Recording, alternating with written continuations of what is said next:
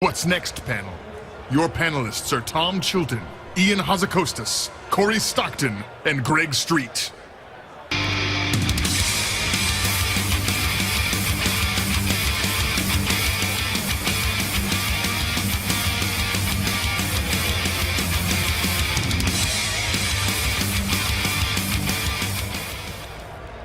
What up, Blizzcon again?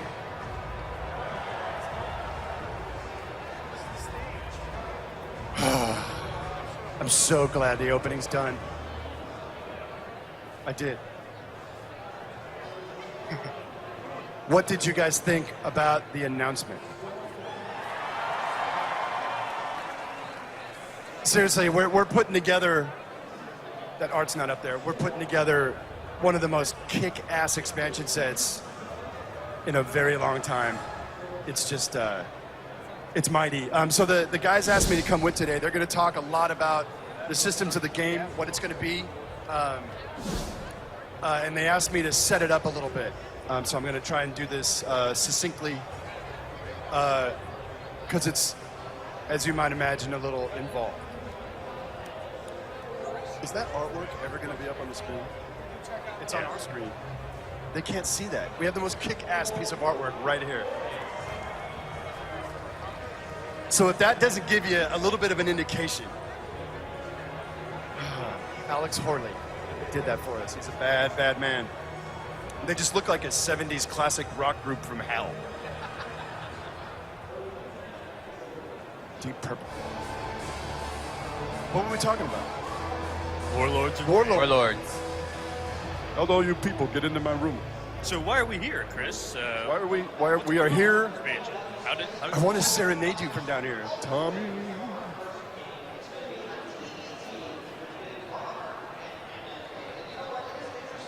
So let's talk a little bit about how did this happen. I'm just going to jump right into it. It's very involved. I'm sure you guys are going to have a lot of questions. We will get to them as we go through the weekend. We're going to do a lore panel at 2:30 this afternoon in Hall A. The predicating fiction of this expansion set is that after the events of the Siege of Orgrimmar, Garrosh was taken away in chains. We may or may not be doing a piece of fiction to talk about what happened immediately next. Suffice to say, Garrosh will be put on trial, and before the verdict can come down, he escapes. That bastard.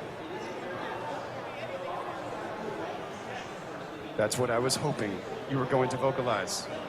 We've got you right where we want you. Pissed. Garrosh has a new friend who has, let's say, a unique ability to bend time. Garrosh goes back, crestfallen, upset. The world didn't work out quite the way he thought it might. And he hates the Horde now, with his coalition of mongrel races and trolls and elves, really? He hates this Horde and everything that Thrall ever stood for. And boy, does he hate the Alliance too. So he's gone back to the place and the time where the world made sense to him. Of course, going back kind of alters a little bit, but overarchingly, Garrosh's intent is to redeem the Orcish ideal as he sees it. This is a kid who grew up in Garradar, who grew up with the stories of his old man and all these other champions, right? That came up at that time and formed the first Horde, and he likes those stories. And he wants the orcs to be proud again. He wants them to be conquerors and not encumbered by all these other races that he just doesn't understand why they're part of the Horde. And so that is where he has gone. And the most critical element of his mission is to stop the one moment, literally, that defined the history of Azeroth. He's going to stop the moment where the orcs drink the blood of Manaroth. They will be uncursed. They will not be under the sway of the Burning Legion. But again, he will convince them that they must be a Horde. that there's conquering to be done. And he will build this iron horde. With all the chieftains of old, he will empower them with, don't panic, some of the technology and engineering that he loves from our present. Black iron machines, flamethrowers, I don't even know yet. Well, the guys know. Garrosh is going to build a very different kind of horde, but its mission is the same. Using his little friend that we talked about earlier that can manipulate time, Garrosh is going to have them build a dark portal. And he is going to lead this iron horde through it. But his little friend has been given the task, kinda, of aligning it to our time. So the adventure of Warlords, for the most part, takes place in what we call Old Draenor. A fully realized world, right? Steeped in all the lore that's come before. We built it to heighten and maximize your sense of what Outland was, but this is a contiguous continent. It's got oceans. It's got beautiful skies. It's got giants. It's got monsters. What kind of world forges a race like the orcs in the first place? It is a brutal place. And from the bones of this world, he would construct this army to enact his revenge on us. Having said all that, I'm sure many of you are thinking like, oh, God, don't tell us. Another orc, really? Tell us this orc is not the boss of the expansion series. We want to get ahead of it. He's not. Garrosh facilitates the storytelling. This was the natural flow.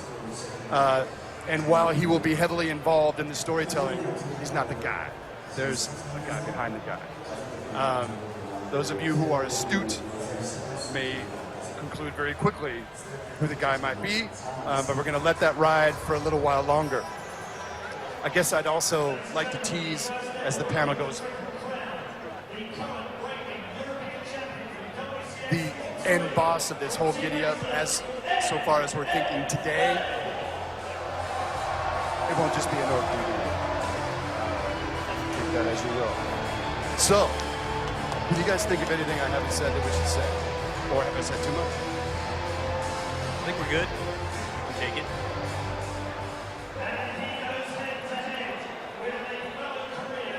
Thinking. I'm not going to do it. Come on.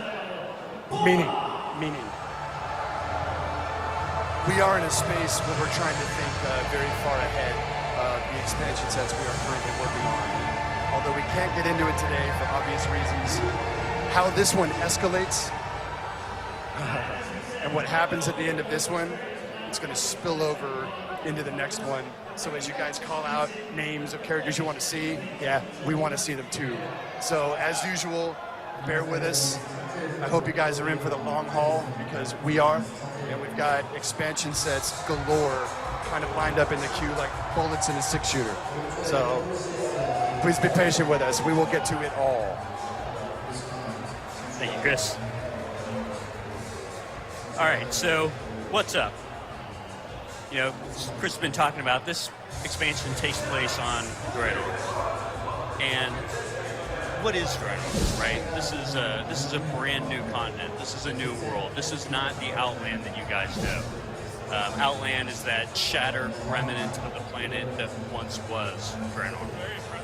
And so what we're getting to see here is what Draenor was back before all that stuff went down. This was the homeworld of the orcs. This was the heart of the Draenei civilization. And this is a brutal primal world of giants. It's got 7 new zones, you know, of course, all the bells and whistles you guys would expect. And we'll be talking about all those zones in more detail later on in the panel. What are you here to do? Well, you're here to defeat the Iron Horde. These guys have found a way, as a result of Kairos Dormu and his involvement, to connect this world of Draenor of 35 years in the past, and have that portal that gets built up connect to our time. And we have an imminent invasion. So Grommash has united the orc clans. He's brought them all back together, or at least most of them. You'll have a say in some of that. There are some clans that may not join. They plan to take their army through the Dark Portal and destroy Azeroth. This can't happen Got to stop. So next up, we have a map. So this is what the continent of Draenor looks like. Might be somewhat familiar. Obviously, there's that familiar kind of Euro shape on the eastern part of it. The place that we once knew as Hellfire Peninsula was at the time called Tanaan Jungle. We have Shadowmoon Valley, which, as we'll get to in a little bit, is an actual idyllic valley. It's not a hellish, infernal draining from the sky kind of place. We've got Gorgrond. If you imagine that Gorgrond was kind of where Blade's Edge plus Foxfire, when the world shattered, when those came together and collided, that formed the Blade's Edge Mountains. So there's that kind of clash of desert and also the frost. We've got Nagran, as you might expect. That was probably the least affected of the different zones back in Outland. It was still a bit different back in the day, and you'll learn more about that as time goes on. And then we've got Talador, which is the location of Shattrath, which is not where your main city is going to be. It's also the location of Auchindoun, but this is before Auchindoun blew up and went to hell. So, as players, you're actually going to experience this content in a very different way. As the Alliance, you're going to end up defending Karabor and saving it from the Iron Horde, and that's going to be your main city. Karabor is what you may have known as Black Temple in Outland. So that's actually going to be your city as the Alliance for the expansion. None of that Shattrath nonsense. For the Horde, you are going to travel to Frostfire Ridge, and in Frostfire Ridge, you're going to help the Frostwolves fight against the ogres that are there, and you're going to liberate the Ogre Citadel. There's a Blades Citadel there called the Bladespire Citadel, and that's going to be your city. So a lot of these places that will be familiar to you are actually completely different. And it's important to understand that this is very different than when we did Cataclysm, right? When we did Cataclysm, we took those zones as they were, and then we changed them, we modified them, chasms in the ground and filled them up with lava, did some stuff like that. But these zones are actually completely rebuilt from scratch. These aren't zones, because you can't really go from Outland to what it was before by kind of naturally modifying things. This is actually a complete redo, although kind of faithfully represents sort of a lot of the ideas that you kind of know and love from Outland. So this gives you a sense of scale. Outland compared to Draenor obviously was very important to us to maintain very similar proportions so it would feel right. And of course there are new zones. I forgot to talk about Spires of Arak. We go back there down to the south, Spires of Arak. That is the home territory of the Arakoa. This is back before they wound up all cursed the way they are in Outland. So you'll see kind of an epic vision of what their civilization was. Oh yeah, so in the corner, you've got at the very bottom left down there, that's a mysterious ogre continent. The ogres came from Britain, right? And the ogres at this time were at the height of their empire. Their empire exists mostly on the continent down to the south, but their influence has spread to Draenor, and you'll see one really epic city built of the ogres. The ogres also have Bladespire Citadel and stuff like that. So you get to see their civilization for what it was, before they got pushed into this whole horde thing by the events that you guys know with Manroth and all that good stuff. And Tom, just to jump in on that, the one thing that really makes Draenor different from Azeroth is that Azeroth has all these different empires over time, right? From the ancient Night Elves, the Trolls, there's all these different kind of handprints of who is in control at any given time. And what's really interesting about Draenor is it's a much more savage world. The ogres are really the only civilization that had any kind of empire. They were it. They were the thing. So it's kind of fun, like as their empire's very much in decline by this time, it's really all the cavemen coming out of the woodwork, the orcs and the Maknathal and groups like that are really kind of taking over, the ruins of that former empire. Decadent and degenerate. Oh, well, we've got Farallon. That's TBD. You guys will explore that later on. So what you knew as Netherstorm at this time was Farallon, and you'll be adventuring there in a patch, but it's not there for the launch of Warlords of Draenor. you'll have to. There's a lot to get through. Forward. So with that, Chris, maybe you want to talk about the orc clans themselves. Sure. So I'll try and go through these really quick. So the Frostwolf clan is a very storied clan. Is the clan from which Durotan, the chief, comes, and his boy to be born one day is Thrall.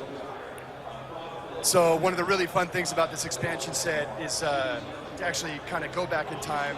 We'll get to this in other panels, but go back to this era, like with Thrall, and he gets to deal with some family business, and he gets to see where he came from and how epic his parents were, and there's actually a much larger family in the line of Durotan, and we actually we get to hang out with them. There's some tension point on, Durotan as a fairly noble orc. Will he join this Iron Horde? His worry about the Horde last time is that they're all turning green and growing spikes out of their eyeballs, and didn't think this demon thing was very good for business.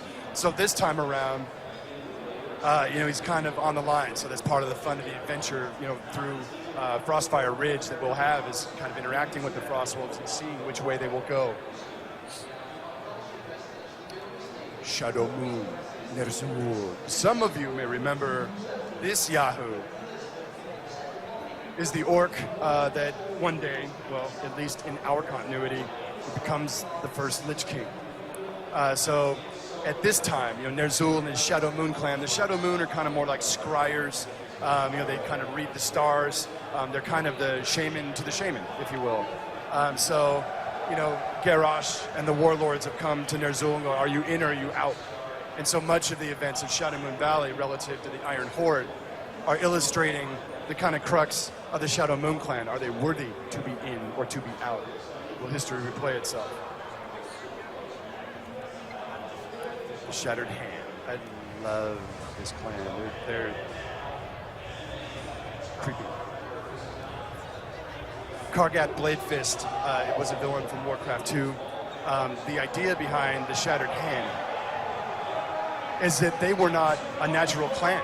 They were orcs from many different clans who were enslaved by the ogres and worked in the mines and just had a miserable existence. And Kargat, being one of the most clever and willful and just frankly big of these orcs in bondage, one day decides that he's had enough.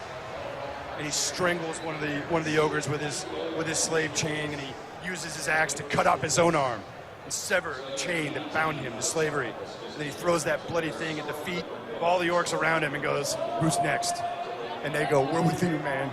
And so the whole giddy up in this clan is to kind of fasten on to sever their own hand and fasten on some kind of piece of weaponry or something. And they're a very dark, very pain-minded clan. The Black Rocks are the backbone of the Iron Horde. In our timeline, Blackhand was the first war chief, and we depicted him as kind of maybe a little craven, like a bully, and he loved to lord over people.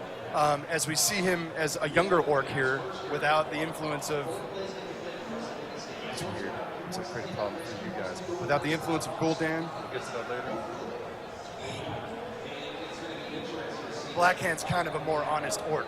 And the Blackrock clan, we show they're smiths. As Garrosh comes from the future with these kind of, for all intents and purposes, blueprints for kind of crazy tanks and war machines, it's the Blackrock clan that will stand up and really create their giant, smoke-pumping foundries and build this war machine for these warlords. Their land of Gorgron, the current area it's trying to think of the Outland equivalent. It's kind of in the middle. It's kind of a little bit of like where Blade's Edge begins to happen. As you see on the earlier map, we have the Sea of Zangar, but the Zangar Marsh has not yet formed.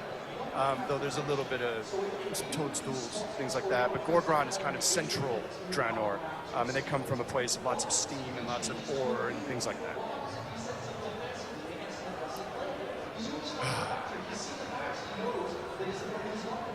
Gromash. That's the funny thing about those Hellscream boys is even when they don't have demon piss in their veins, there's still a lot of fun at parties. Grom's got some anger issues. There's a story there, and as you might assume, there's a really interesting interplay with Garrosh, who's come back to kind of redeem his heroes, and obviously Gromash will play a major role in the story to come. And the whole tension point with Grom is what? Could it happen all over again? Will his anger get the best of him, or will he be a very great leader? I wouldn't bank on it. Grommash and the Warsong clan are much like Mongols. Wolf-riding badasses. They're cavalry, right? They roll through the plains of Nagran, rocking the ogres and anyone else that gets in their way. So it's really fun to leverage them into kind of an earlier, more idyllic look at Nagran. A little less of the floating Bean Brothers, land masses in the sky, but it's very much that idyllic land you guys remember from Outland.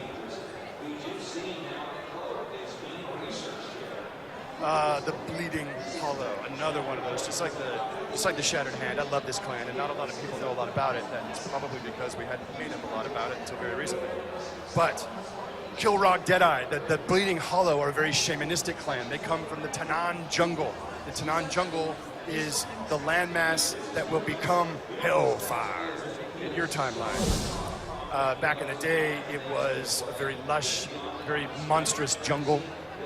And the Bleeding Hollow, with their deeply shamanistic roots, I would say they're shamanistic, but they're absolutely out of their mind.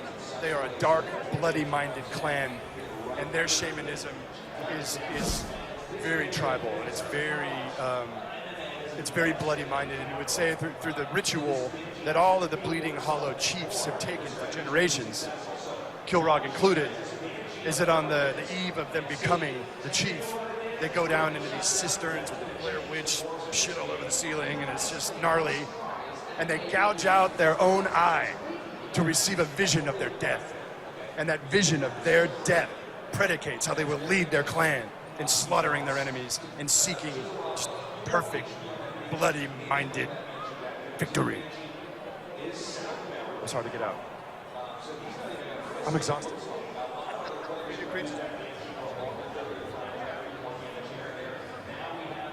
Yeah, we're good.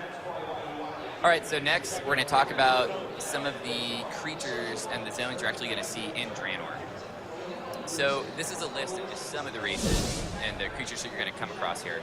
As Chris and Tom were talking about earlier, one of the cool things about Draenor is that there's not a lot of civilized, established races here, so it gives us a chance to do just a different set of things, these giant, brutal creatures that you're going to run into. We've got some concept art here, a few of these. A lot of you might remember Gron from Burning Crusade. The Gron here are a completely different breed. You can see here they've been subjugated by the Iron Horde and being used as part of the army. This is another really, really awesome, unique-looking creature. This is called a Genosaur. Now, you can't really get the scale here from this picture, but this creature is something along the lines of the Magnetar from Northrend. It's kind of at that scope, so imagine this thing lumbering across the plane towards you. So here's the ogres. We mentioned earlier that this is the homeland of the ogres. These aren't the same ogres that you know that you fought in Dire Maul.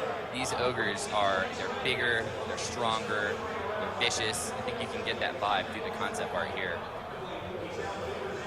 And then another new creature, brand new race, these are the Saberon. The Saberon are a race that you're going to find all across Draenor. It's not something that's just located in one zone. You're definitely going to be fighting with them a lot throughout the expansion. Here's a dragonfly. So to get kind of a sense of the scope on this, you can't tell it here either, but we're planning on making this a mount. So when you think about Draenor, it's like things like this. They're these creatures that you might be used to, but we're showing them in a whole different way here, just because this land is such a different place than anything we've been to before. Speaking of flying creatures, this is the Chimera. So what's neat about this Chimera is, on top of the fact that it flies, it's also got a full set of combat animations. We're going to be able to fight this guy as a boss, fight him in the world. It's another one of those creatures that you see it and it just looks savage right off the bat just from taking a look at it. And that's the feeling we wanted to get with Draenor. So, those are some of the creatures you're going to find there. But how do you get there? What's the experience? How do we actually, get there and get started on this stuff? We decided to build a very specific introductory experience that all players will go through. Probably feels similar to anyone that did the Death Knight experience. That was a very guided, specific thing to jump you right into the story and get you started. The same thing that we want to do here. We're going to send you on a suicide mission through the Dark Portal to at least give you a chance to get a foothold in Draenor. So we're going to have a launch event before the launch of Warlords that'll kind of set this up. The Dark Portal is going to turn red out in Blasted Lands, and people are going to start realizing something's up. We've got to deal with this. You are the one who's going to deal with this. We're going to send you through. You got to do something about the portal so you guys can even get there and get started. What's great about this is it puts you right in. You don't have to do a quest and read about it. We're going to let you play it, let you experience it as quick as we can. Now, once, depending on if you're Horde or Alliance, once you finish the intro experience, you're going to go to your first zone. For the Horde, that's going to be Frostfire Ridge. Frostfire is a really unique-looking zone. It's a frozen tundra, but we've mixed it with this element of active volcanoes, so it creates a really awesome look. It's very different than anything we've done. It's the home of the Frostwolf clan. So you're going to end up meeting up with Duratan here and help them. They're locked in this gnarly war with the Thunderlord clan, another local clan from the area. Now, the Thunderlords are in the process of joining up with the Iron Horde, so it's really important for you to help put a stop to that and help the Frostwolves really establish the fact that they are not going to join the Iron Horde. Spoilers. Whoops. There's one more really important race in Frostfire, and that's Ogres. The Ogres have a fortress here called Bladespire, and you're actually going to help early on. One of your first things you're going to do is try to recapture that fortress so you can turn it into essentially your capital city for the expansion. This is where hopefully you'll bind and do everything from this space. So this is where Frostfire is on the map. It's up here in the northwest. Here's a look at the zone map itself. There on the western side, you can see Bladespire Fortress. You can kind of get that vibe. It's obviously a snowy, cold zone. Got a little bit of concept art here. This is something we had early on that helped us really get the vibe, get a feel for what it was going to look like. It's got these unique rock structures throughout the whole zone. Really sets it apart from anything. A little anecdote on that, actually, is that we originally concepted this zone as a purple desert. Yep. But it wasn't really working for us. Turned out everyone that saw it kept saying, "Why is that snow purple?" And why are the Really frost wolves in a purple desert? Fine, it's snow already. Sometimes we're dumb. Yeah. But we made it work. It's awesome. But we could talk about it and look at pictures all day, but what better than to show you guys a video? So let's take a look at it.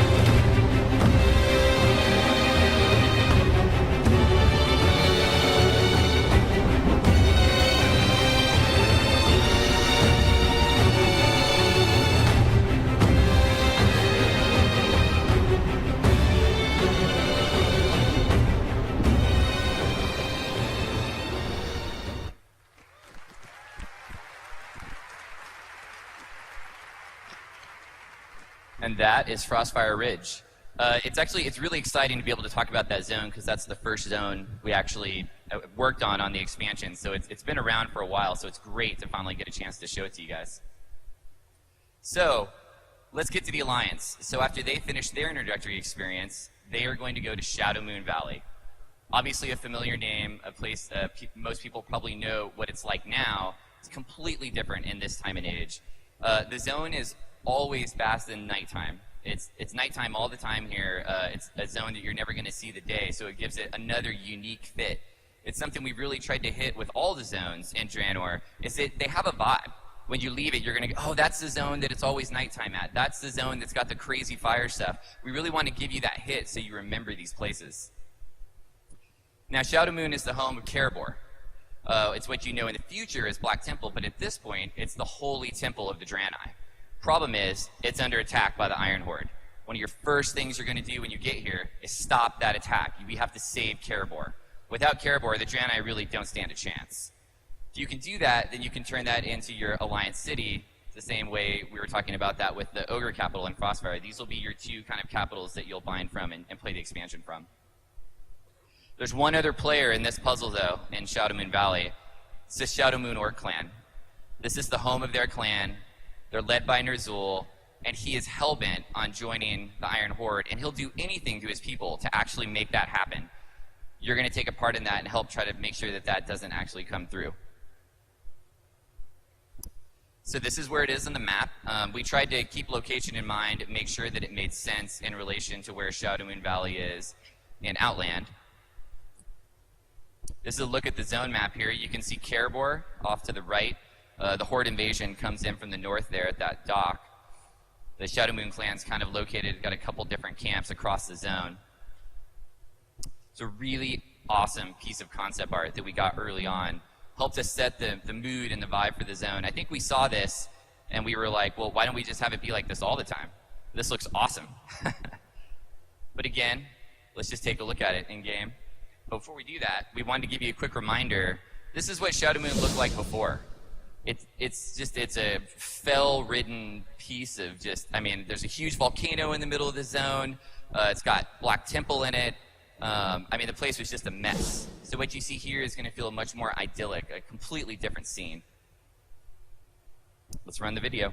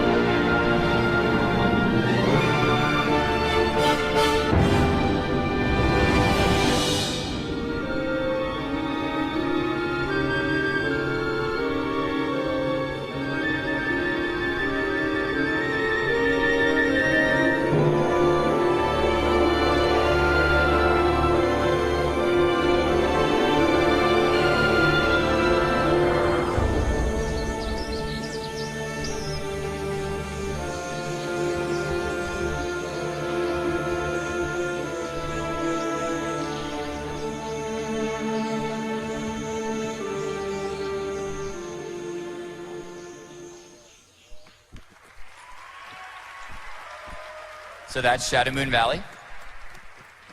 So we got two more zones we're going to give you a sneak peek at today. Next up would be Gorgrond. We talked a little bit about Gorgrond earlier. It's a completely different, again, the zone is really defined by the features that are there, and it's these giant steam vents that are all across the zone. They're trying to be harnessed by the Blackrock clan is working with the Iron Horde here to kind of cap these steam vents, and they're using those to help run the war machine for the Iron Horde. So you can see where the zone is here on the map. It's on the northern side, kind of nestled right between Frostfire and Tanan. Here's kind of a look at what, early on, we were concepting a lot to get the vibe for what would these steam bits look like? How could we really sell them in the zone in a cool way? So this piece really helped define what we moved on to from that. And we got a video of it to show you guys.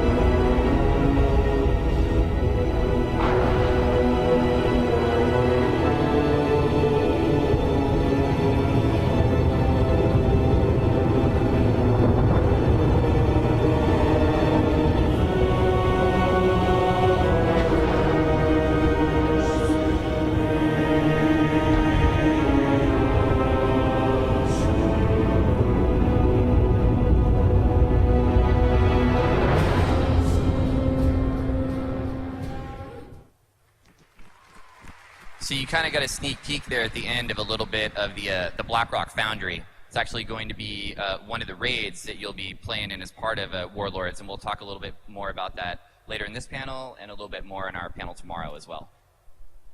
So finally, we'll wrap up with Talador. Talador, in current time, is what you would know as Terakar Forest. At this point in time, it's basically the home of the Draenei civilization. Shatrath is there, but Shatrath is much larger than what you remember. It's actually a massive part of the zone. Actually looks like a city that comes out from Shatrath and extends across it. It's got a super, super unique look too, just because we were able to really push that Draenei look. We've always had Draenei buildings and structures, but you've never got to see what did they look like when they were at the height, when they were, they were doing everything that you would expect them to do, but you get to be a part of that and see it before everything kind of goes to hell. So Talador has some really unique, iconic places too. Places like Auchindoun. We know Auchindoun in current time, it's blown up. It's in the middle of the Bone Waste, right? But in this time, it's completely different. It's basically their holy temple. It's where when Draenei die, they want to go to Auchindoun. It's like Valhalla for Draenei. You're going to get to see it also because it's a dungeon in the expansion. Speaking of Shatrath, this is a piece of concept art of what it looks like on Draenor. What's really cool about this is you can see it's got the water there. That's the Zangar Sea coming up right against the edge. Zangar Marsh isn't fully there yet, so it's really cool to see this place, but just in a different time. And let's roll the video.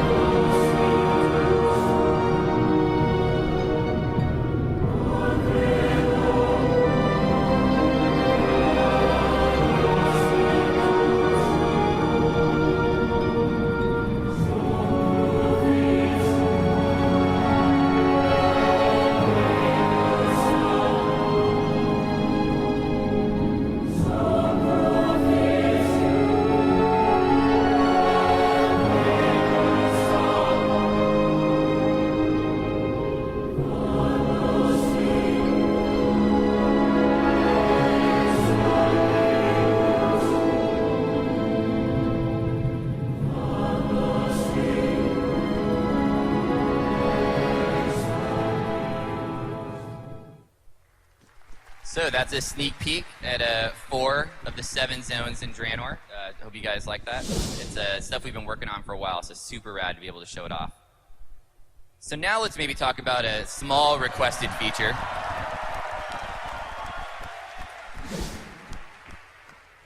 We've only been working on this for a little while, but like everything we do at Blizzard, it's something that had to be done right.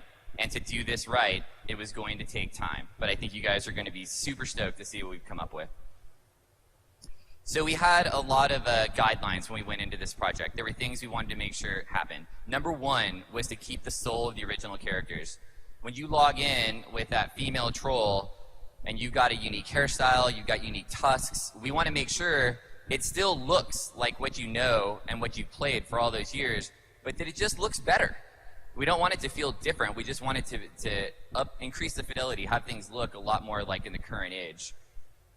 So the fidelity's been raised on all this stuff, from textures, polygons, effects, all the different things that you'll see on hairstyles and stuff like that. We've really gone to the nines on this stuff. Most of all, though, is the facial detail. All the emotes across the game, we've fully rigged the faces, so the characters have teeth, they have tongues, they can smile, they can emote.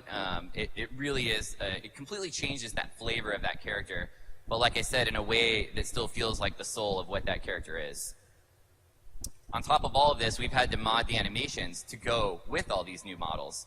So it's really been a lot of work, because we can't just go in and update the polygons and expect it all to work. There's a lot more polygons that have to be animated. We've got to make sure everything matches up, cloaks, tails, all that stuff. So it really has been a labor of love. We're super excited to show it to you guys today. So we've got 3 races that we're going to give you a sneak preview of here. This is the male dwarf as it exists today. This is the new male dwarf with the updated model. Here's just side by side. So you can kind of see how his beard is still the same beard style, but we've added adornments to it, make it look cooler, make it feel like it fits. Next up would be the orcs. Popular race. Current orc, and here's the new orcs. Here they are side by side. Again, same thing. He's got those lamb chops. They just look a lot better. And finally, come on now. Gotta rep the gnomes.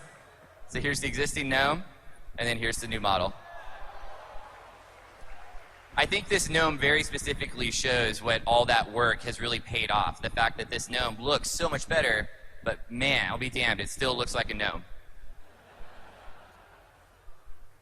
So we've also got some video to show you guys of these guys in action.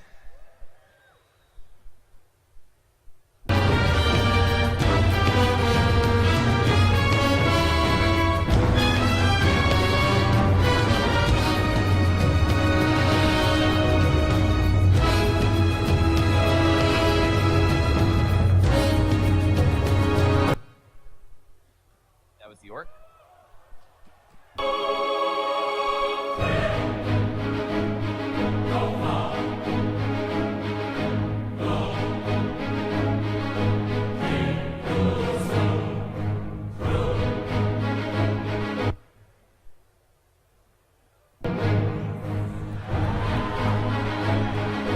Come on.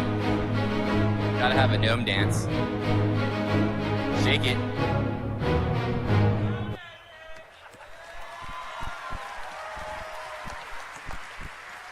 And So that for was everyone just a here, short- That was just a short sneak preview of the character models. There's a World of Warcraft art panel where they are going to go into explicit detail on more races, how they did this stuff. If you're looking to get info on that, I highly recommend you go to that panel. Their panel is really, really awesome this year. This is just a sneak peek. So next up, Tom's going to talk about some features. All right, so what do we have here? Obviously, you guys probably saw the feature list go by really fast in the introductory movie, and you're going, what is that? What are they doing? And there was maybe something in there that you noticed that might strike a little bit of interest. So what do we have here? We've got a feature summary, and we're going to talk about all this stuff. So I'll just get right into it. Garrisons. What the hell are those? All right, so what is a garrison? Garrison is the ability for you to build your own base on Draenor. So, that's right. This is the World of Warcraft version of housing. Woo! This isn't a cottage in a faraway instance corner that doesn't actually exist in the world. This is your ability to actually build a base, almost as you do in the RTS games, in the actual world that you will be able to see as you fly through the zones. You'll be able to see it as you go by it. You'll be able to invite your friends to come and see it if they want to. We'll even give you reasons to trade resources, stuff like that. But this is a full-on base. You're going to collect followers. You're going to send them on missions to do your dirty work. And you'll be able to customize your base. So you're going to be able to decide, where do you want to put your armory? Where do you want to put your barracks? Do I want to have a mage tower? Do I want to have an infirmary? Do I want to build the stables? Or, what profession buildings am I going to build? So you're going to have a lot of different plots, and you're going to be able to pick and choose. You're even going to be able to pick which zone you want your base to be in.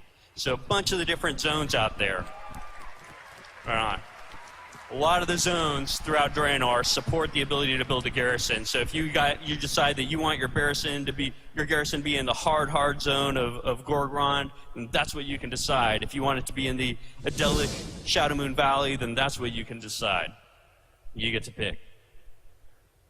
And finally, you'll even get offline progression. So while you send your followers off on missions, let's say you assemble a group of 10 followers and send them off on a raid, well, that might take a week. And you might come back a week later and see what they got for you. Or you might send some guys off on a dungeon and see what they got for you the next day. Or you might send some guys off on some quests and see what they got for you in a couple of hours. And again, this is integrated directly into the world. This isn't, we use our seamless instancing technology so that, while it is customized to what you have built, you see it from anywhere in the world, and you seamlessly enter it and exit it. There's never any loading screen, nothing like that. It's just out there in the world. And so what do you get for it? Why would I want a garrison? Why would I want to have followers? Well, for one thing, you can get up a gear for your character. That's that's kind of your core progression in World of Warcraft, is making your character better, and these guys can contribute to it. In addition, you get a piece of land to call your own. You know, think of this as like the farm times 1,000.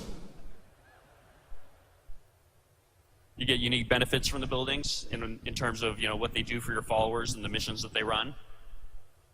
You get limited access to professions you don't even have. So, for example, you know, maybe you only have skinning and engineering on your character.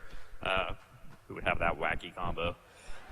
But let's say you wanted blacksmithing and something else. You wanted blacksmithing and access to something in mining. You can do that. In fact, your base, you can even build a mine in your base, and that'll give you access to special mining nodes. You know, you'll get some extra mining nodes that you can go in there and mine every now and then. You can even assign an NPC that has a follower that has the mining skill to that mine, and they can do some of your dirty work for you. So Corey's going to talk a little bit more about exactly how the garrisons work. So your garrison grows. When you start, it's going to be really small, and you're going to be able to expand it over a number of tiers. And every time you expand it, you're going to get more plots where you can build buildings Tom was talking about earlier, so you can get more bonuses as you grow this stuff. You get to pick which buildings you want. So like we said, you could build an armory over here, put a stable over there. Each of these buildings, though, offers bonuses that are completely different, so there's going to be some choice about what you want to do with that building and which one you think is most important to you. You get to choose the location. This is a key thing that we thought was really huge with the garrison, because Greg could choose to have his garrison maybe in Frostfire. I could maybe have mine in Spires of Iraq.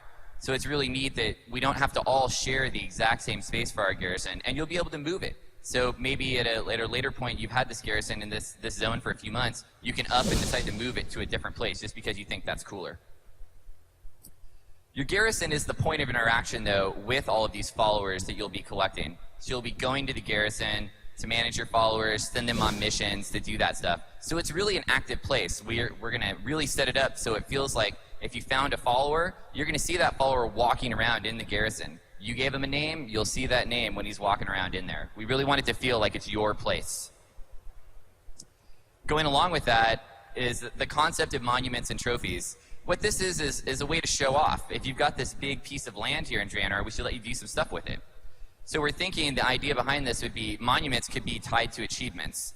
So let's say you got the achievement for exploring the entire world. You went into every single zone there is. We could give you a monument, per se, that's like maybe like a big globe or something that looks really cool in your garrison that you can show off to other players. Same concept with trophies. Maybe you kill a rare mob out in Draenor somewhere. You kill a chimera or something, and you get to bring back its head and mount it in the town hall in your garrison.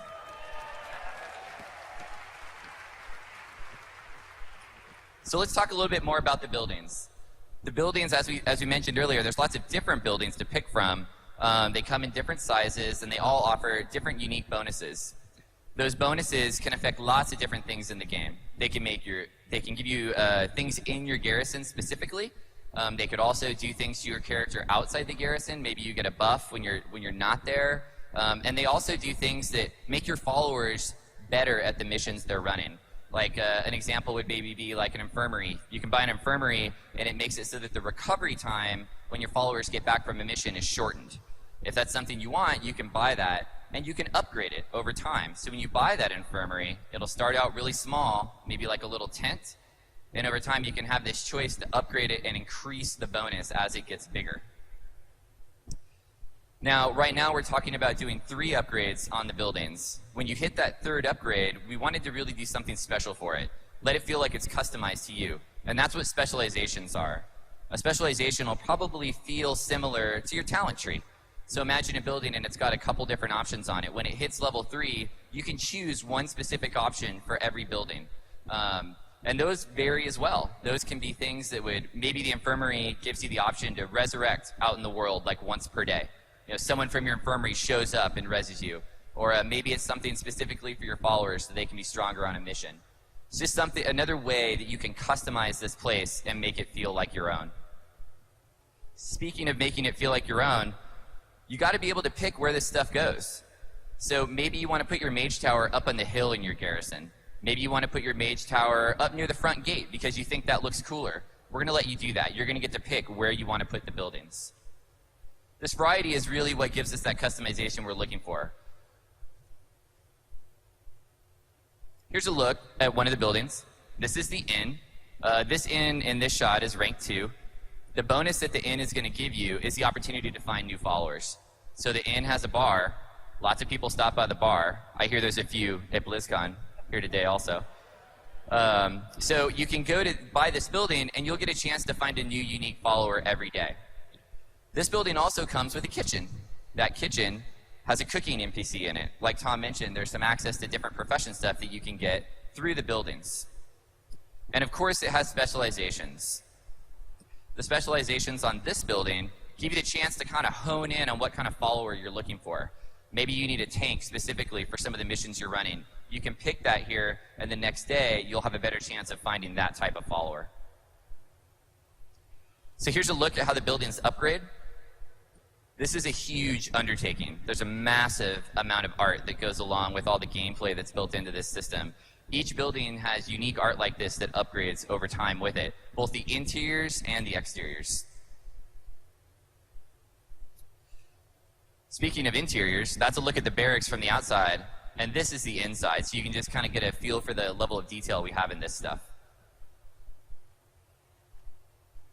Now this is a look at a work in progress UI of how we would see people interacting with the garrison. So on the left there, you can see your buildings. So you can pick a building and just drag it over to a slot. The plots themselves come in 3 sizes, so you just match up the building with that size, pay the currency cost that it'll be to build it, and off you go. Anyone that's seen the pet stuff is pretty similar. This is a video showing the garrison upgrading.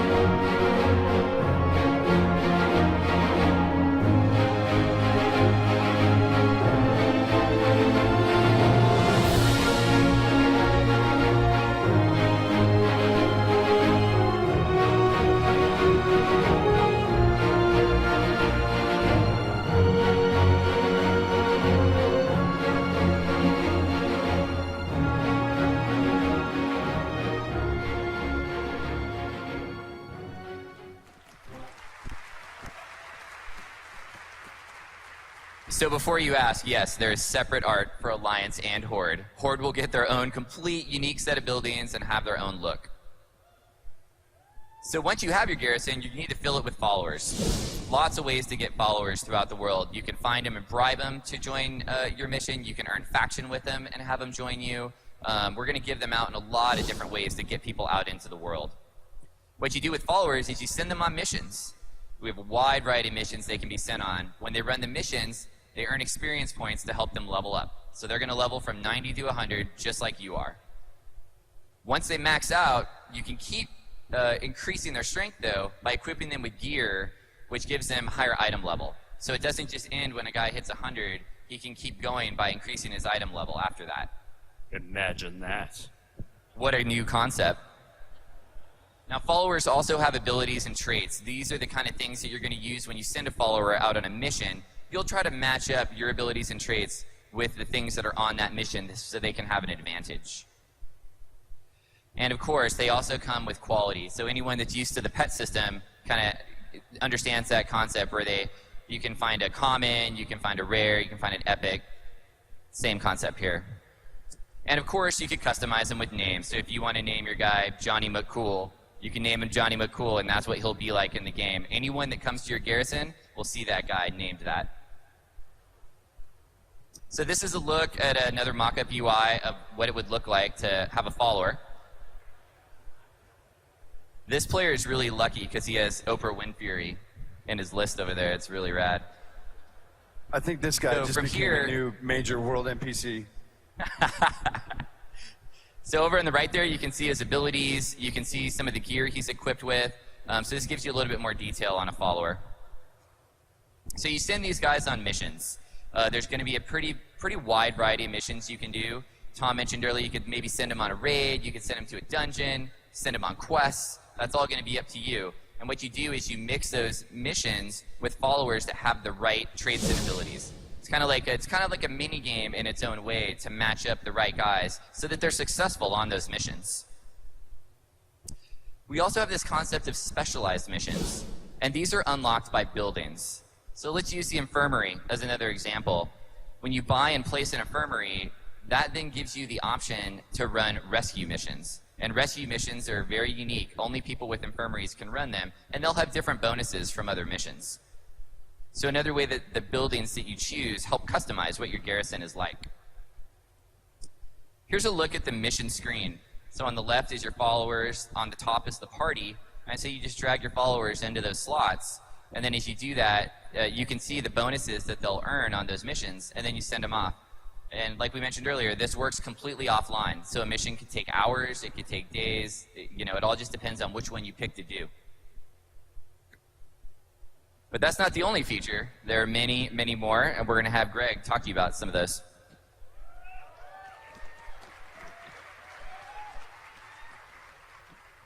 All right, BlizzCon, you still with us?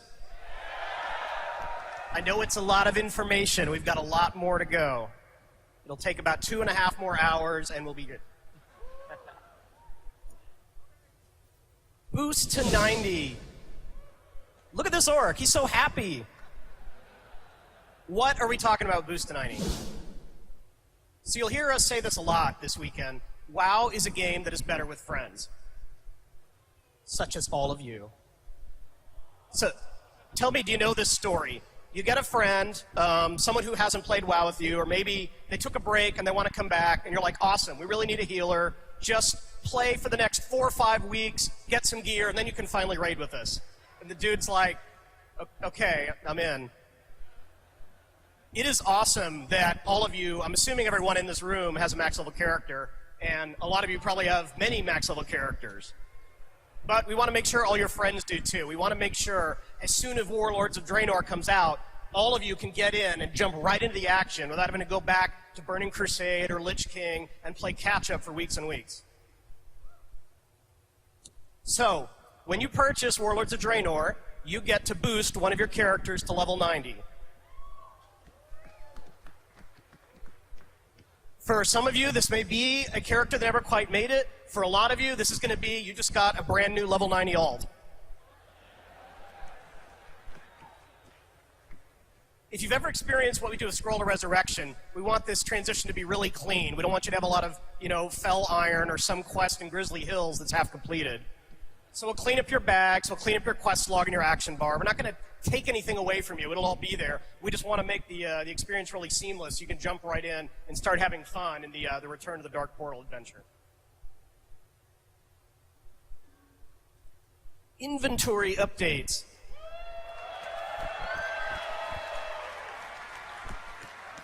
So we've introduced this concept you guys are familiar with of collections. Currently we have pets and mounts that are collected. What this means is you earn it once, and it's account-wide, and you can use it on any of your characters, across realm, and things like that. So, what are we going to add to pets and mounts? We're going to add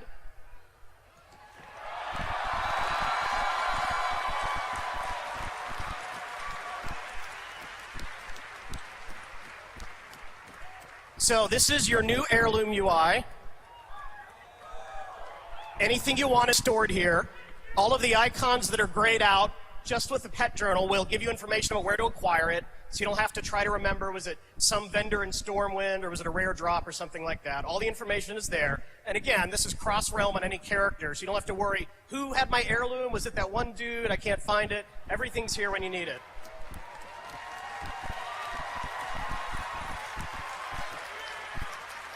We know, it's time. You've earned it. It's really account-wide. And then this is the toy box. It works similarly.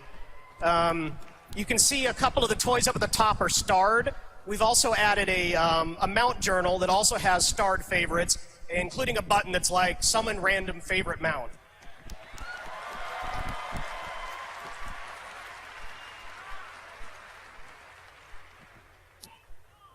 your bags are still a mess, even with all the heirlooms and toys taken out of them. So what can we do about that?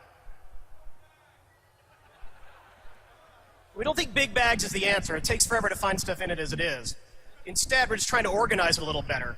These are a lot of requests we've gotten over the years, and we're finally able to deliver on some of it. So there's a lot of information on this screen.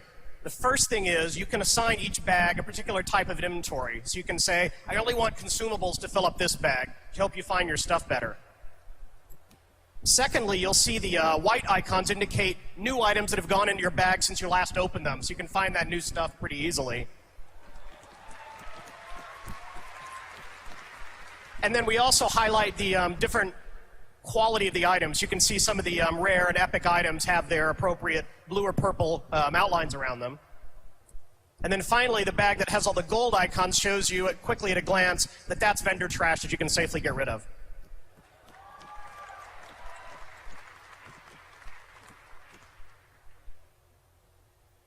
And in addition, we're not going to put quest items in your bags at all.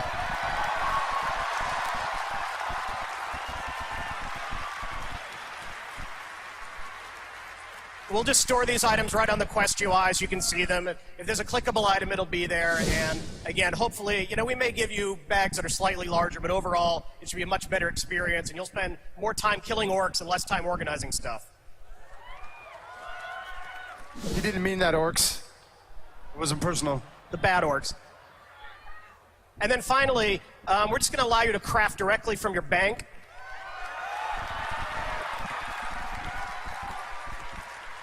So if you have resources there, you can just access them right away without so much mailing. We're also going to increase the stack size on a lot of these things up to 100, so you'll get a little bit more of your bag space back.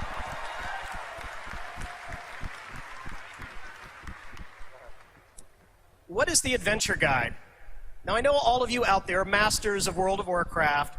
You never have any questions about where to go or what to do next. But we know that's not true of everyone out there. So the adventure guide is really designed, particularly when a new patch comes out with new content, and you're like, am I supposed to finish doing the current stuff, or am I supposed to jump right away? Blizzard, tell me what to do. So the adventure guide is a path to gear upgrades. It shows you the new content that's out and what might be appropriate to you. And most importantly, it's customized for your character individually. So this happy little gnome here, we've identified, plays a lot of PvP. So if you can imagine, when the Siege of Orgrimmar patch came out, we would tell them, hey, Deepwind Gorge is out, that's something you want to try. And we noticed that you're rank 7 in the Brawlers Guild, so maybe you want to go to rank 8. Along the bottom, we also show you, based on your current gear, the kind of raid content that we think you're ready for. And then this is a more PvE-focused player. One of the things to point out is that we mentioned the Sky Golem specifically because we know you're an engineer. So we can customize all of this for your character. If you haven't played a dude in a while and you come back in, you can kind of figure out what you're supposed to do next. Level 100 talents. We can't count, so we gave them to you 5 levels early. You can go play Frostfire or Shadow Moon today at Blizzcon.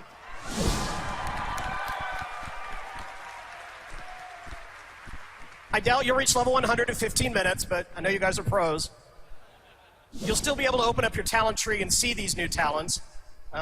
These are fairly early designs, but they're not just standard. We're taking them seriously, so feedback is appreciated. One thing to note is we're going to start splitting out the tooltips of talents a little more by spec. Particularly classes like Druid and Priest have these pretty wordy tooltips that say, if you're Shadow, it really does this. If you're Holy, it really does this. So I'm just adding that as a caveat because some of the tooltips you'll see at BlizzCon are quite long. You're welcome. All right, Ian will now talk to you about our incredible Dungeons and Raids. All right, well, it wouldn't be a new expansion without some new Dungeon and Raid content, so of course we've got some of that. We're really happy with the overall amount of multiplayer group content that was in Mists of Pandaria, though we've heard you guys, we could probably have used some more patch dungeons, something we're still thinking about looking to do. Hear you on that one. Well, let's jump right into this. So dungeons. We're going to have 7 new dungeons available at launch in Warlords of Draenor. 4 of these will be available as you level up, 3 exclusively at max level. And you may see that last bullet point there.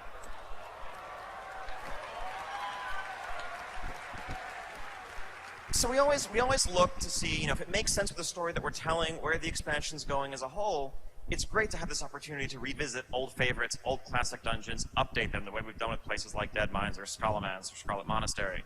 And given the central importance of the Blackrock clan to the Iron Horde and their plans, this felt like a great time to revisit Upper Blackrock Spire. So that's going to be overhauled, and it will be a new dungeon available at level up as well as max level.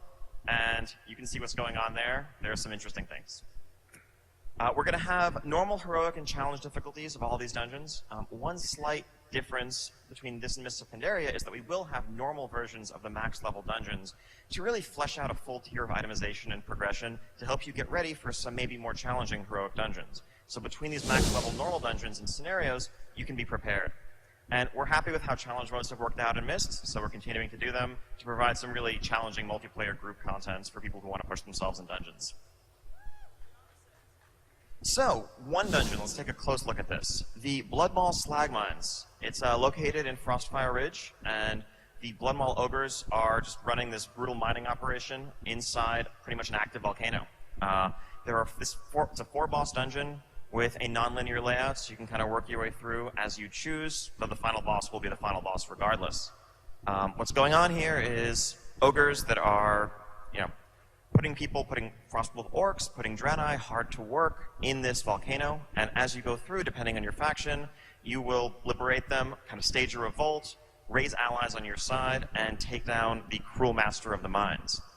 Now, this dungeon is completely playable on the floor of Blizzcon today, so if you are here with a few friends, guildmates, you can line up as a group of 5 and jump right in. If not, maybe you can spam the equivalent of a trade chat as you're waiting in line, try to find a group to put together. While this dungeon is in a horde starting zone, if you're alliance, you'll have an item in your bags that will teleport you to the dungeon. So both factions can check it out. Curious to see what you guys think when it's on the floor. This is a look at a 2D layout for the dungeon. Here you see some of the non-linearity. Basically, there's a ring that you can work your way around. One boss on the left side, one boss on the right side, one patroller that makes his way through the mines as a whole. Once all 3 have been defeated, you can access the boss in the back. And we have a video for you guys. We'll walk through the mines.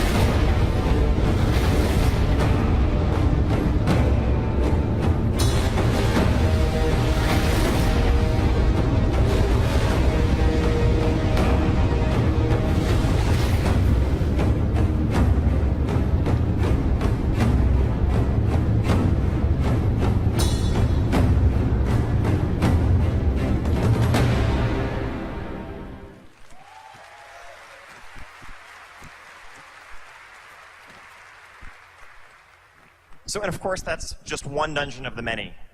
Some of the others that you're going to be seeing in Warlords, there's a dungeon set at the Blackrock Foundry in Gorgrond, where you can really see the Blackrock War Machine kind of in full swing and help take that apart. Alkindune in Talador. As we mentioned earlier, this is not the smoldering crater that you may remember from Outland. This is the holy mausoleum of the Draenei, where their souls go to rest, but also to be protected from the Burning Legion and the Eridar that eternally hunt and thirst for Draenei's souls. And maybe the followers of a fellow named Gul'dan might have some interest in a place like that. We'll have to see. The Arakoa Spires, looking down upon the land and the spires of Iraq. These are not the hunched, twisted Arakoa that were cursed in Outland. This is the majestic winged race that has a high civilization, and you will be seeing what they're up to there. In Shadowmoon Valley, the Shadowmoon clan, Ner'zhul, beneath the earth, is working and dabbling with dark powers in the Shadowmoon burial grounds as he slips further into his descent into darkness, and you'll have to go in there and put a stop to what he's doing, of course. And the Iron Barracks, where an army is being raised, this army that's going to march into and take over Azeroth, unless you stop them, and more. So that's just the dungeons. Of course, raids. As I mentioned, we're happy with the amount of raid content that was available in Mists of Pandaria at release. We liked the way the staggered 2-tier rollout worked, where we had Mogushan Vaults initially, and then Heart of Fear and Terrace of Endless Spring afterwards. So we're kind of looking to mirror that going forward into Warlords. There are going to be 2 new raid zones available. The one right at the outset is going to be the Ogre raid at Highmaul in Nagrand. This is a bit of that high Ogre civilization that we talked about earlier. This is going to be a 6-boss raid, and will kind of whet your appetite for the things that are to come. After that, you'll be able to venture into the Blackrock Foundry, where really this is the war machine of the Iron Horde. It's the height of its military might.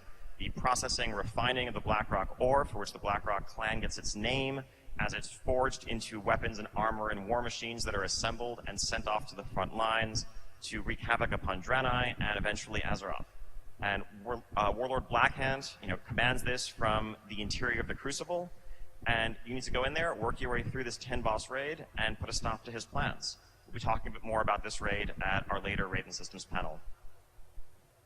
And of course, we'll see the return of world bosses. There'll be fierce new world bosses in the model of, Shab Anger, Ordos, Nalak, etc. Always continuing to learn from our experiences there, improve upon the experience we're delivering, and give players that really epic multiplayer feeling of, 30, 40 frostbolts flying through the air as you fight something in the outdoor world, not necessarily in an instance.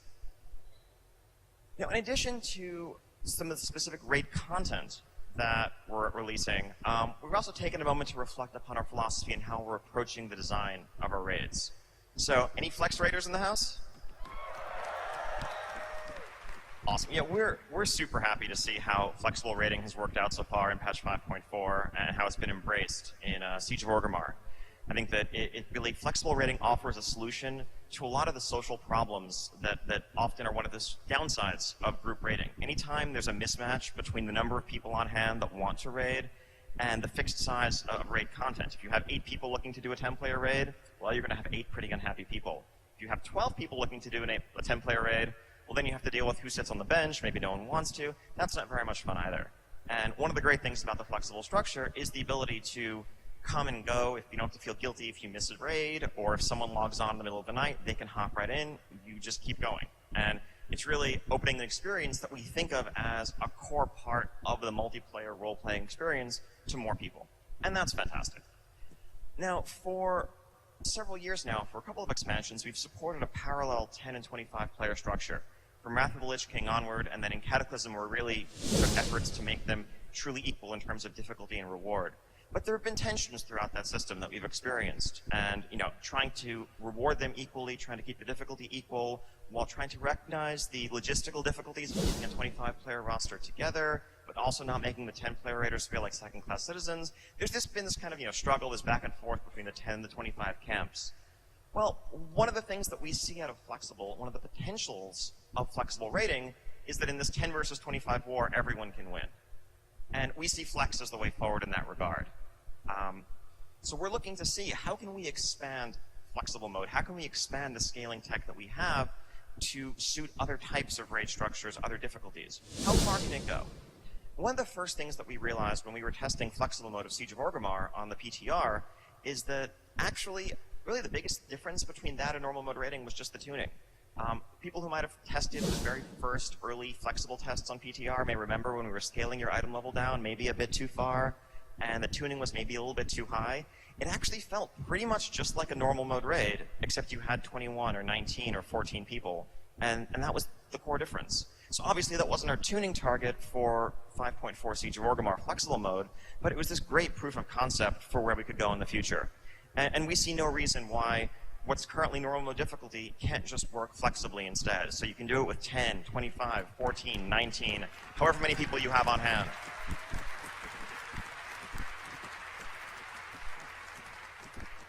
And so that leads us to continue to think, well, is there anything else the Flex can do for us? What about Raid Finder? Now, Raid Finder, I think it makes sense to continue to matchmake to a fixed group size. However, I'm sure most of us who've done Raid Finder have had the experience where you're about to pull the boss, a couple of DPS and a healer or something drop, and you're standing around with 22 people in the group waiting for it to backfill. Wouldn't it be nice if the boss could just scale down smoothly in difficulty so you could just go ahead and pull instead of waiting?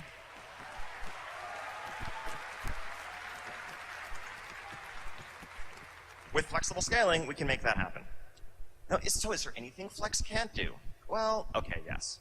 There's one area where we don't think that Flex scaling is really very well suited is the most cutting edge, the most tightly tuned hardcore content, because the reality is it's a challenge for us to begin with just to tune it correctly for 2 difficulties currently. And this is the audience that really is going to try to min-max and take every possible advantage. The last thing we want to see is for the right answer to be to do boss 3 with 17 people and then drop to 14 for boss 4 and so forth. No one wants that. We're not going to do that. Don't worry. But what that means is that really cutting-edge content is best suited in terms of tuning, in terms of presentation, to a single raid size. And we've been looking, since we've been getting rid of this parallel 10 and 25 structure in our normal mode, and we've been thinking, what can we do about that for our current heroic mode? And what we're doing is looking to consolidate to a single 20-player raid size going forward. We were trying to pick an intermediate point that would be a compromise between the 2 existing raid sizes, but also allow for us to do some things like assume that you have at least one of every class present. So if you really missed the Enslaved Demon mechanic on High King Malgar way back when, or Spellsteal mechanics, we can do that. I don't know that we do exactly that, but we can do that. And it will provide a much more level playing field, more tightly tuned content, and a better experience all around going forward. So to sum up, this is the picture of raiding in Warlords of Draenor. We're streamlining. We're condensing from 6 separate modes of raiding down to 4. We'll have Raid Finder, which exists largely as does today, with the benefit of being able to scale slightly to accommodate variances in group size or maybe to improve queue times. We will have a normal mode that scales flexibly from 10 to 25. We'll have a heroic mode that scales flexibly from 10 to 25. And for those seeking the ultimate raiding challenge, we have Mythic difficulty at a fixed 20-player raid size.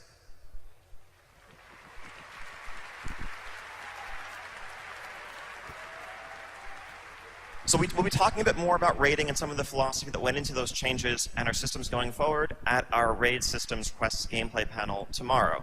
But in the meantime, let me hand this off to Tom, who's going to talk some more about PvP changes. All right. So do we have any PvPers out here? Okay. I think that was at least 4. All right, so what are we doing with PvP?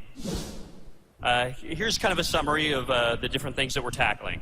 We're going to create a world PvP zone, and I'll talk about that first. That's probably the most meaningful, really new type of thing that we're doing compared to what we've done in the past. We're also making some UI improvements. We're going to make some changes to the way that we do Battleground rewards, and we're also going to introduce a concept that we're calling Trial of the Gladiator. So to start with, what is this world PvP zone you speak of? Well, we're creating a place. It's one of those islands that you guys referenced that was off the coast. It's off the eastern coast of Tanan Jungle. It's called Ashran. And it is a staging area near the Dark Portal that both the Horde and Alliance want to control. This has faction bases on it, and it has a variety of different hotspots. There are a lot of different points of interest that different factions are going to want to control. But really, more than anything else, what separates this from previous PvP world zones that we've done is that it is a PvP sandbox that is persistent and continues on all the time. It isn't like Wintergrass, which really felt like a kind of an instance battleground because it had that start and finish. This is really going to be more like a timeless isle of PvP, in that all the objectives that are there are all PvP oriented, but you're kind of free to go in there and do whatever it is that you want to do. It's a lot like what you might think of as the original Alterac Valley. I don't know if there are many people here that played the original AV. But, you know, there was a day when, you used to queue up for AV, maybe get in the battleground, let's say in the morning. You could leave the battleground sometime to go to work or go to school. And by the end of the day, you come back and you actually jump right back into the same battleground because these things lasted sometimes 24, 48 hours. So that's really what this zone is all about. This is a persistent war in this zone that's going to swing back and forth as time goes on. You can come and go whenever it is that you want and take part. There are a lot of different objectives in the zone, so you'll be able to, kind of pick out whatever it is that you want to do. Do you want to take over the mine to, contribute more supplies to your team? Or do you want to try to build the siege vehicle to take out the enemy base? Whatever it is that you want to do. Maybe take over a tower, etc. And finally, this will use our cross-realm technology, right? Because obviously, I'm guessing maybe some of you play on a realm that doesn't have the best Horde versus Alliance faction population balance. So what we're going to be doing is we're going to be pairing up realms so that when you go into this zone, and you'll fly into this zone seamlessly, just like you do with cross-realm zones, you will be paired up with other realms that have the opposite problem that your realm has. So really what we're going to be able to do is to create a faction balance using the cross-realm tech that is at least far, far better than what it is on your home realm today. And you guys will, duke it out over that territory. And then if the faction balance changes for whatever reason, we can at any time pair up different realms. So there it is off the coast of Tanan Jungle. This island actually existed in some of the really old Warcraft maps, was sort of referred to as the Deathwing Island, mysteriously. And this is just a concept piece, it's just a mock-up to show kind of some of the environment and art assets that we're looking at using. There are a lot of different pieces that we're going to be assembling to create the Horde and Alliance bases, and there are going to be a ton of different points of interest around also. You're looking at a zone that's going to have constant, non-stop action going on. So for any of you PvPers that really want to just feel like you can go to a zone and hang out and have some kind of, entertaining killing of the other side without a whole lot of structure, this is the place to do it. You'll get to build and commandeer siege vehicles. Some of these are vehicles that you might build over the course of multiple days, right? You might gather some materials on one day and continue your progress on the next day, and then eventually build your machine of mighty destruction and have a rampage on your enemies for a while. You'll be able to reduce the enemy base to rubble, and the battle will rage on. Here's some of the siege vehicles that you'll get to use. You'll also be able to commandeer some of the Iron Horde siege vehicles that are around. The Iron Horde has had a presence here also, so you'll get a mix of different stuff. We have things like the Incinerator. We have the Blade Mortar that shoots this, giant net full of old weapons at your opponent, so it just kind of flays them with shrapnel. Good times. So next up, we have our UI improvements. We have a lot of different things that we're going to try to do to the UI to just make the PvP experience cleaner, a little easier to follow, all that kind of stuff. We have our objective tracker. We're going to do capture status so that you can actually see how much progress you're making toward capturing a point of interest. And we've got some little screenshots to show you what that looks like. So imagine you're looking at the Arathi Basin map, and right now, today, unless you have a mod like Deadly Boss mods, you really don't have the ability to see how much time there is left to capture a point of interest. So now you'll actually be able to see that right on the map. I'll zoom in a little bit, right? So you'll be able to see how close you are to capturing it. We'll also be able to reflect that in the actual world assets themselves, right? So today you see, when you capture the blacksmith, let's say, you see the Alliance flag go up. And then, it's gray until you finally capture it, and then it, turns blue. But now it'll actually fill in with its color as it's in the process of capturing. So even just as you're fighting out in the world, you'll have a better sense of how close you are to capturing that point of interest. We're also going to introduce the concept of a battleground score. So the battleground score is something that we're going to be able to do to give players a clearer sense of how they're doing in the battleground. Here's a little screenshot of what the scoreboard's going to look like in 6.0. And the default sorting, you'll notice, is by score. Today, the default sorting is by killing blows. A lot of people resort their battleground scoreboard by damage done, or if you're a healer by healing, stuff like that. But it's really hard to get a sense of exactly how you're doing versus other people, and that feels like not really the best way to sort.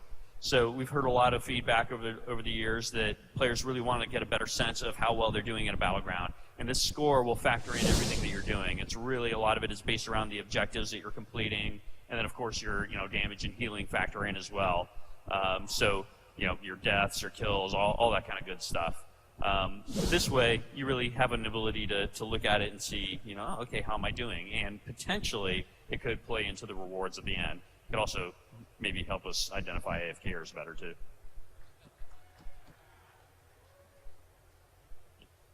So I also talked a bit about the reward system and what we're going to try to do with that. So today, one of the problems that we have with PvP is that it's too deterministic. And we love some of that determinism in that okay, well, I need this much honor to be able to buy the legs that I want to buy, or the helmet or whatever. But it feels a bit formulaic in that from week to week, okay, well, it's going to take me about 8 battlegrounds, and I'll have enough honor to buy the pair of pants, and it just feels very formulaic. We thought it would be really cool to break that up with bonus random rewards. So, of course, the honor system is going to stay in place, and you'll still earn honor, and you'll be able to buy the items exactly as you do today. But wouldn't it be cool if at the end of any given battleground or even arena, if you had a chance to get lucky and win some stuff in advance? Hey, here's to getting lucky. So what are the things that you can get? You can get items, maybe that pair of legs that you really have been wanting to buy. You might get lucky and roll that and happen to get it in advance. You might get some bonus honor. You might get some bind on equip gear. And so while the bind on equip gear might not be the stuff that's a direct upgrade for your character, it might be, depending on where you are in your progression. It could also be really cool to put on the auction house and actually make some money off of doing PvP. Imagine that. Also, we'll have things like consumables, stuff like that, so that, if you ever wanted to have, something like the battleground potions that we used to do back in the day, this is a really cool way to earn those things. Finally, we'll also be able to do a weekly quest to upgrade an item, so that it takes a little bit of the pressure off of your honor in terms of, should I buy an item, or should I use my honor to upgrade an item, or that sort of thing. We'll be able to do a weekly quest to complete, to win a certain number of battlegrounds or arenas. And as soon as you do, then boom, you'll be able to upgrade an item. And last but not least, I want to talk a little bit about this thing that we're calling the Trial of the Gladiator. And so you might be asking yourself, what is the Trial of the Gladiator? I know what gladiators are, but how does this work? Well, Trial of the Gladiator is the arena ladder. I don't know how many of you are, fairly competitive in the arena these days, but yeah, hell yeah. So one of the problems that we have is that it's very difficult to find people of your caliber, if you're a really high-end competitive player, to play with at the same time. And so really the Trial of the Gladiator is taking the concept of the arena ladder that we have right now and really focusing it to concentrate the queues at certain periods of time during the week, so that you really get a lot of people in the queues at the same time, and that it also provides great benefits to us in terms of finding people that are exploiting. I don't know how much you guys know about it, but pretty much any time there's an exploit going on with the arena ladders, or even the rated battleground ladders, it has something to do with a couple of sketchy dudes logging in at like 4 a.m. and queuing against their other sketchy friends and manipulating the ladders. And so by concentrating all the activity into a shorter period of time, it gives us an ability to monitor that much more closely, and also it makes it a lot harder to exploit because there are a lot of people in the queues when that thing's happening. In addition, one of the really exciting things here is that we get to use what we call tournament rules. So this is a lot like the way the arena server works, right? So when you go to the arena server, it's not a competition about gear. Anybody can go to the Trial of the Gladiator and use the vendors and put on the gear that they want to use and hop right into the Trial of the Gladiator. It is purely about the skill. So if you're the kind of person that doesn't want to grind toward your gear on a season-by-season basis, this is the thing for you. You show up, everybody has the same item level, you pick which items that you want to use, and you jump in there, and that's what you use. Your PvE gear won't work in there, only this stuff.